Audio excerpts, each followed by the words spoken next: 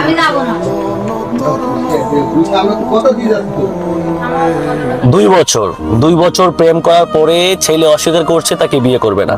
2 বছরের ভিতরে কি কি হয়েছে সব ঘটনাই ছেলের মা বাবাকে বলেছে মেয়েটি, তারপরেও ছেলের মা বাবাও মেয়েটিকে মেনে নেবে না।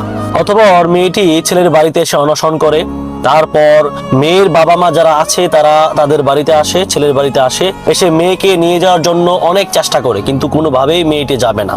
কারণ সে প্রেমিক যদি বিয়ে না করে তাহলে সে কখনোই বাড়িতে ফিরে যাবে না। এর আগে আরো 5 বার প্রেমিকের বাড়িতে এভাবে অনশন করেছে, কিন্তু প্রেমিক পলাতক হওয়ায় প্রেমিকের দেখা না পেয়ে বিয়ে হচ্ছে না। গ্রামবাসীও এই বিষয় নিয়ে কোনো কথা বলতে যাচ্ছে না, কারণ ছেলে পলাতক, ছেলে না আসলে কোনো কথা হবে না, আর ছেলের ফ্যামিলিও তাকে মেনে নেবে না।